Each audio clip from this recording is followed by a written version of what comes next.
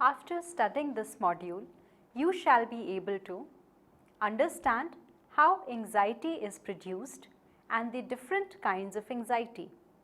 Learn how the ego deals with anxiety and employs various defense mechanisms. Learn about the psychosexual stages of development proposed by Freud. Evaluate Freud's psychoanalytic theory. The psychoanalytic approach to personality proposed by Freud thus assumes that a dynamic interplay of inner forces often conflict with each other and shape the personality of the individual. There is a focus on the unconscious determinants of behavior. Freud believed that every human action has a cause and is purposeful. His theories regarding the levels of consciousness, the structure of personality, the ego defense mechanisms, and the psychosexual stages are very important in the discussion of personality.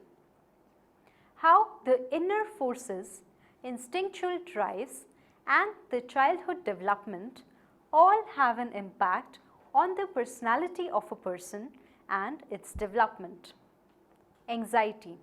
Freud gives emphasis on the interplay of tensions between various components of personality, between competing drives, tensions from sources of suffering, etc., that lead to anxiety.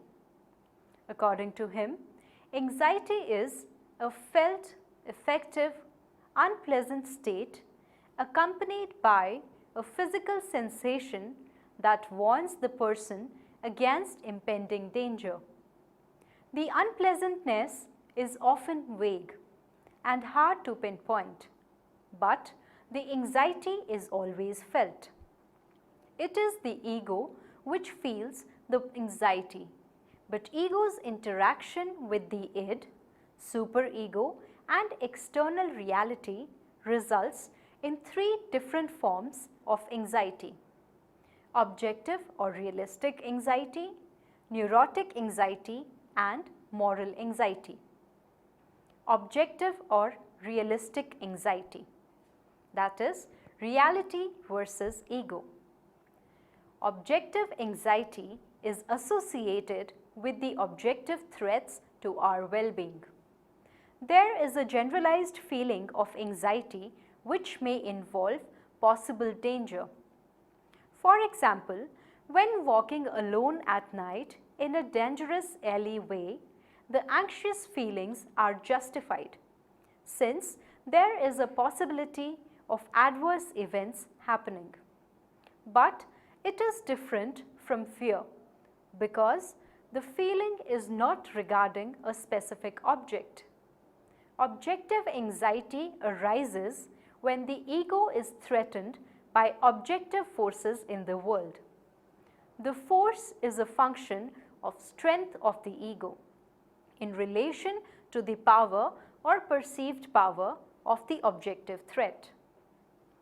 Neurotic anxiety, that is, id versus ego. Neurotic anxiety arises when the ego is threatened by the irrational forces of the id. Here, the source of the anxiety is from within our personality, and hence there is no obvious escape from it. There is an apprehension about an unknown danger, which may be triggered by some elements in the environment, like occurrence of certain events or presence of certain people. The person is not able to understand why anxiety is being triggered, since it stems from the unconscious. It is one manifestation of how powerful instinctual energy threatens to overcome the ego. Moral anxiety, that is, superego versus ego. Here, it is the irrational demands of the superego that threaten to overcome the ego. and here also there is no escape as the threat is from within the personality. Moral anxiety is experienced as guilt, overzeal, or imagined departures from internalized values. The superego acts as a dictator here, chastising the person for yielding to morally incorrect temptations. Ego defense mechanisms. As we saw, when the ego confronts the impulse of the id or the superego that threatens to go out of control, or when it is faced with dangers from the environment, it results in anxiety. Ego then tries to reduce the anxiety through realistic strategies. But when these are ineffective, it resorts to certain unconscious mental operations that deny or distort the reality. The anxiety would become intolerable if the ego cannot resort to these defensive behaviors. These behaviors serve the function of protecting the ego against the pain of the anxiety. Freud initially identified certain principal defense mechanisms, including repression, displacement, reaction formation, regression, projection, sublimation, introjections, and fixation. Later, his daughter Anna expanded his work in the area and identified further mechanisms. Repression. Repression is the most basic of all defense mechanisms. It is an active defense process in which the ego pushes away the anxiety-arousing impulses into the unconscious mind. For example, a person may develop amnesia about a childhood sexual abuse that has been repressed. Often, feelings and thoughts are so strongly repressed that they remain in the unconscious throughout the life. Repression may be complete or partial. In partial repression, the impulse may express itself in a disguised manner. The process of repression is the result of socialization. No society permits a complete and uninhibited expression of sex and aggression. When children are punished for sexual or hostile behaviors, they learn to be anxious whenever they experience these impulses. Although this anxiety rarely leads to a complete repression of their drives, it often results in partial repression. Denial. Denial is refusing to acknowledge the anxiety-arousing aspects of the environment. It may involve either the emotions associated with an event or the event itself. It is a defense mechanism employed in the face of intense anxiety or when the person is overwhelmed by the threatening reality. It is reconstructing the meaning of the event so that the threat is gone.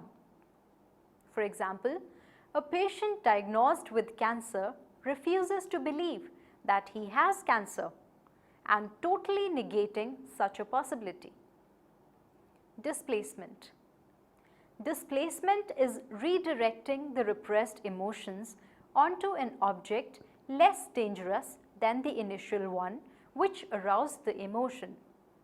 The redirection may be onto not only a single object alone, but a variety of people or objects such that the original impulse is disguised or concealed. For example, taking out your anger towards your boss onto your kids back home. It may also be displaced onto your spouse, at other drivers as you drive home, at the government policies and whatnot. Projection. Projection refers to repressing an unacceptable impulse and attributing it to others. Simply put, it is seeing in others the unacceptable feelings or tendencies that actually reside in one's own unconscious. For example, a man may consistently interpret the actions of older women towards him as attempted seductions. Consciously, the thought of having sex with older women may be intensely repugnant to him, but buried in his unconscious is a strong erotic attraction to these women. Rationalization. Rationalization is conjuring up socially acceptable but false explanations for an anxiety-arousing behavior that has already occurred.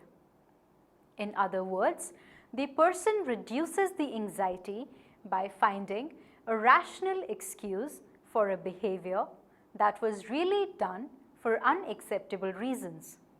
For example, a girl may explain that she finished an entire cake because otherwise it would have gone bad. Rationalization seems very common in people's responses to success and failures. It helps maintain one's self-esteem. If you don't get into a medical school, you may convince yourself that you really didn't want to be a doctor anyway. Reaction formation. Reaction formation involves the repression of an impulse and releasing its psychic energy in an exaggerated expression of the opposite behavior. The resulting behavior is often obsessive and compulsive in nature.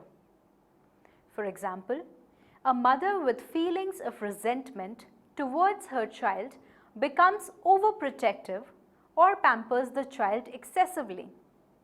It is against the notions of society that a mother harbors bitterness towards her own child. It would produce too much anxiety in the mother, and hence it is repressed, and due to the intensity of the issue and the guilt felt by the mother, the reactive behavior takes the opposite pole. She expresses her fondness of the child overly to deceive herself. Her overt behavior may include spending extravagantly on the child and boast about the child to others. Regression. Regression refers to responding to the situation by retreating to a mode of behavior characteristic to earlier stages of development. This is almost always a temporary behavior, exhibited during times of anxiety or stress. When faced with such a situation, the ego invests the libido in familiar and secure patterns of behavior or objects. For example, a student asks his professor to raise his grades and when refused, throws a temper tantrum. An extreme manifestation of regression is when the person coils into a fetal position, indicating the intensity of the anxiety felt. Sublimation. Sublimation refers to repressing impulses and releasing them in a substitutive socially acceptable or even admired behavior. Sublimation is the repression of the genital aim of eros by substituting a cultural or social aim. The sublimated aim is expressed most obviously in creative cultural accomplishment such as art, music and literature, and more subtly it is part of all human relationships and all social pursuits. For example, a man with severe hostile impulses becomes an investigative reporter who ruins political careers of people. In this example, the man is able to combine sublimation and the direct expression of his hostile impulses in a balanced manner. He can pursue his impulses but do it in a socially accepted way. Intellectualization. Intellectualization is the repression of the emotion concerned with an upsetting event and dealing with the situation as an intellectually interesting event. There is a tendency to think about the threats or events in cold, analytical and detached terms, thereby helping the person to dissociate his thoughts from the feelings involved. For example, a boy, upon being dumped by his girlfriend, remarks about the unpredictability of relationships these days. Fixation. Fixation is a mechanism involved in the psychosexual development of children. According to Freud, fixation is the permanent attachment of the libido onto an earlier and more primitive stage of development. Like in regression, where the person goes back to previous levels of development, fixation is also a tendency to remain at lower levels. The difference is that fixation is more or less a permanent investment of libido. When the prospect of growing up and advancing to the next level of development is stressful and anxiety arousing, the ego may resort to remain at the present and more comfortable stage. An example would be that of a grown-up individual who has a nail-biting habit, which may be due to his or her fixation at the oral stage. Interjection or identification. Increasing feelings of worth by identifying self with another person or institution, often of illustrious standing, is called introjection. It can be said that this defense mechanism is opposite to that of projection.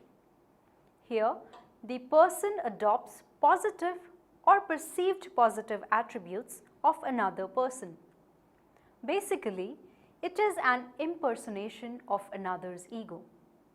For example, a teenager may adopt the mannerisms and lifestyles of favorite movie stars.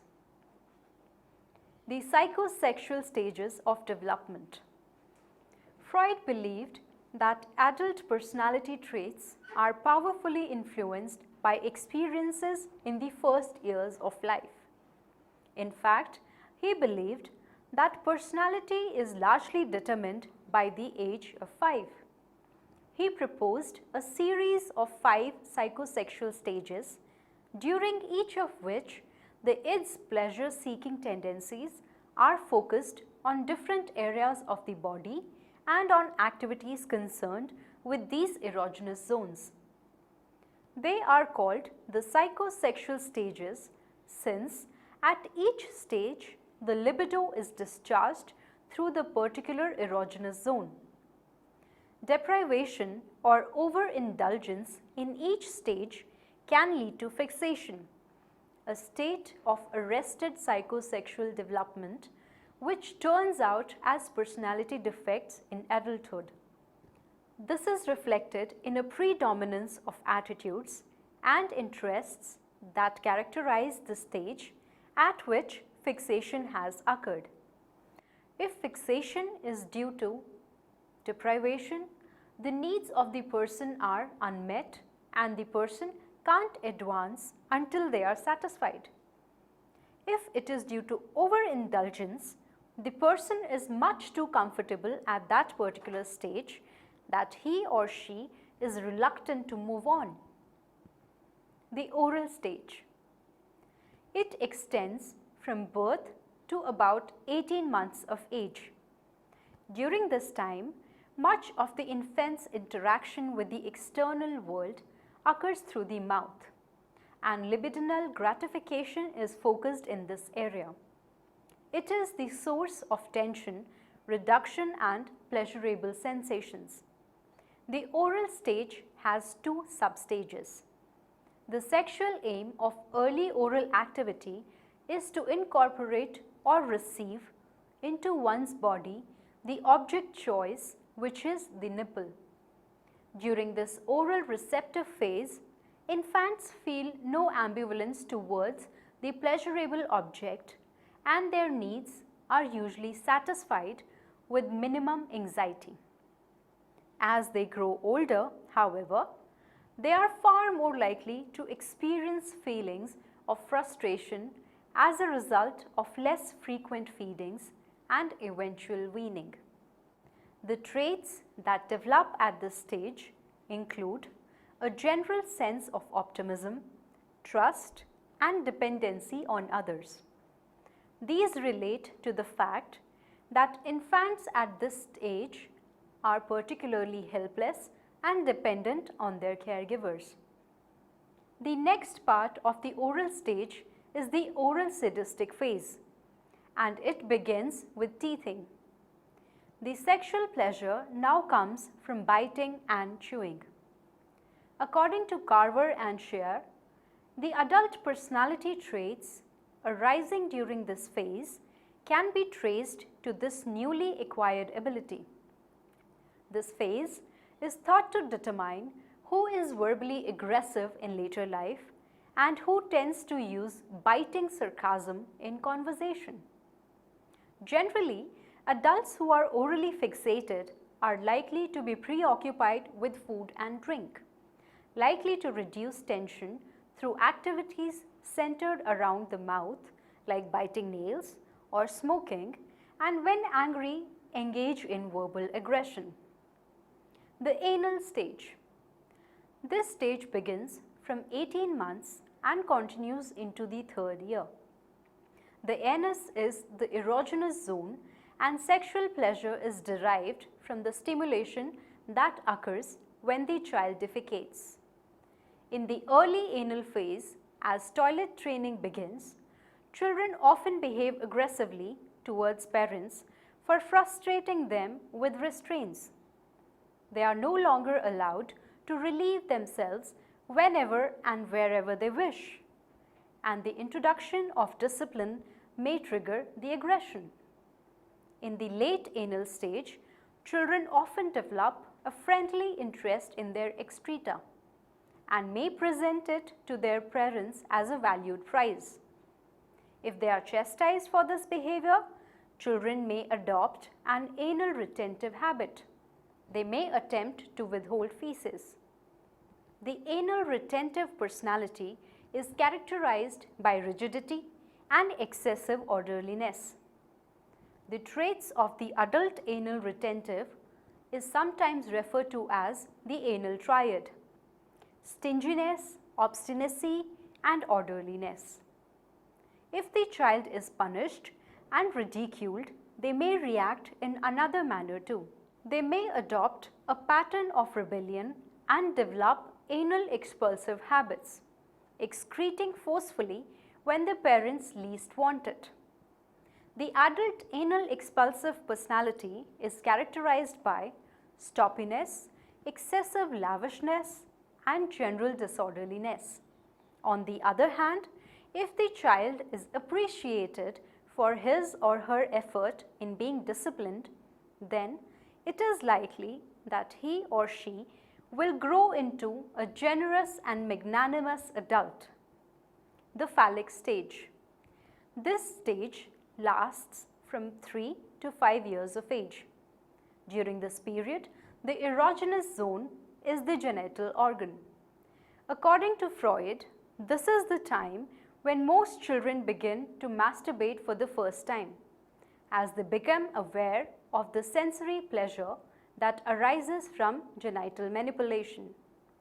Just as their experiences with weaning and toilet training had implications in the development of the adult personality, the children's experiences with the suppression of masturbation also has implications. But Freud focuses more on the resolution of the Adibus complex as the major determinant of adult personality at this stage. At the first, the sexual pleasure is totally derived from self-stimulation, but gradually the libido begins to shift towards the opposite sex parent. As boys develop an interest in their mothers and the girls develop an interest in their fathers. At the same time, the child becomes hostile towards the same-sex parent because of the perceived competition between them over the affection of the other parent. The Adibus Complex. This is the term Freud used to denote the unconscious desire of the male child to sexually possess the mother. There is a jealousy, hostility, and hatred towards the father whom the child perceives as being more loved by the mother. Sometimes the jealousy may be so extreme that he may want the father out of the family or even dead. These feelings induce strong feelings of guilt and also the fear that physically greater father will castrate him. Freud called this the castration anxiety. Boys eventually bury their impulses out of the castration anxiety, and the complex is usually resolved by identification with the father. The process of identification serves multiple purposes. Being like his father makes his father seem less likely to harm him, thereby reducing his castration anxiety. And by identifying with the desirable aspects of the father, the boy reduces his ambivalence towards him. The process of identification thus paves way for the development of the superego as the boy introjects his father's values. Thereafter, normal psychosexual development takes place. If the complex is left unresolved, the boy may become mother fixated and the abnormality like neurosis, pedophilia or homosexuality may occur in adult life. The female Adibus complex, sometimes known as the Electra complex. This is the counterpart of the Adibus in girl children, and according to Freud, they have a sexual desire for the father and experience what is termed as penis envy. Upon discovering their lack of penis, they abandon their love for the mother and blame her for this condition. The girl's attention is drawn to her father because he does have a penis, the symbol of power. Ultimately, she desires that she bear her father's child as a substitute for the penis. The complex is resolved when the girl gives up masturbation, surrenders her desire for the father, and identifies with her mother. But the identification helps in an indirect manner. By becoming more like her mother, she gains vicarious access to her father. And just as in irresolution of the male Oedipus, unsuccessful resolution here may result in the girl being father fixated. The latency stage. At the close of the phallic stage, the child enters a period of relative calm, termed the latency period. This period, from approximately the 6th year of the life to the early teens, is a time when sexual and aggressive drives become less active. The lessening of these urges results partly from the changes within the body and partly from the emergence of the ego and the superego in the child's personality. Freed from the grip of impulses, children turn their attention to other pursuits, often intellectual or social nature. Thus, the latency period is a time when the child's experiences broaden, and rather than a time when new conflicts are confronted and new traits produced. As an example, parental identifications adopted during the phallic stage may be supplemented by identifications with other figures of authority, perhaps religious figures or teachers.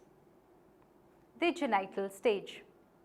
With the onset of puberty, the libidinal energy starts to focus again on the genitals. In early adolescence, although the personal experiences sexual desire, the release of the energy is not socially sanctioned and therefore seeks release through sex-related activities like fantasizing and masturbation. As they enter into the later adolescence, the individual will enter the final stage of psychosexual development. If all the earlier stages have been gone through successfully, the person's libido will be available to be invested in the rightful erogenous zone and will remain focused throughout the rest of his or her life. Evaluative comments. No approach to personality has so profoundly affected the modern view of human nature as Freud's dynamic perspective. His descriptions of unconscious motives and of early childhood development have penetrated every aspect of modern life, from child-rearing practices to film and literature. Even the phrases associated with Freudian theory like unconscious, ego, Adibus Complex, Freudian slip, free association are embedded in the fabric of everyday conversation. However, a close examination of the theory raises a number of perplexing issues and criticisms. First, psychoanalytic concepts are vague and not operationally defined, and the hypotheses derived from them cannot be tested. Thus, much of the theory is difficult to evaluate scientifically. Second, the theory does not reliably predict what will occur. It is applied retrospectively after the events have occurred. Thus, the theory involves historical construction, not scientific construction of probable actions and predictable outcomes. Third, several of Freud's proposals are not consistent with the findings of modern research. For instance, his ideas about the meaning of dreams. Fourth, the theory is based on a small number of clinical case studies which cannot be considered as representative of human beings generally. In addition, the theory never included observations or studies of children, although it is a developmental theory. Fifth, the theory contains so many different concepts that they can explain virtually any behavior in an after-the-effect manner. The vague formulations permit manipulations to fit the evidence at hand. Finally, there is a growing concern among feminists that the Freudian perspective has an androcentric bias, that is, male-centered bias, and views women as vain, sensitive, and dependent on men. However, some aspects of Freud's theory continue to gain acceptance as they are modified and improved through empirical scrutiny. For example, the concepts of unconscious, defense mechanisms, and the importance of anxiety in psychological disorders have been explored and accepted. The theory thus remains the most complex, comprehensive, and compelling view of normal and abnormal personality functioning, even when its predictions haven't been validated by empirical research. Anxiety is produced due to the interactions within the psyche and as a result of external reality. There are three kinds of anxiety resulting from the interaction between the three components of the structure of personality. Realistic anxiety is associated with objective threats to our well-being, and it may involve real danger. Neurotic anxiety occurs when the ego is threatened by the irrational forces of the id. More anxiety results when the superego threatens to overthrow the ego. The ego deals with the anxiety by employing certain unconscious mental operations that deny or distort the reality. These are called ego defense mechanisms and include repression, reaction formation, regression, denial, introjection, sublimation, rationalization, and intellectualization. Personality is determined primarily during the first 5 years of life, and the child's negotiation with his or her impulses at each stage determines the adult personality. We proceed through a series of psychosexual stages: oral, anal, phallic, a latency period, and genital. A different part of body serves as the primary erogenous zone during each stage, providing the main source of pleasure and also conflict. Deprivation or overindulgence in pleasurable activities associated with each erogenous zone may result in fixation of the individual in that particular stage. Among the weaknesses of psychoanalysis are internal inconsistencies, methodological problems, an overemphasis on sex, and an androcentric bias.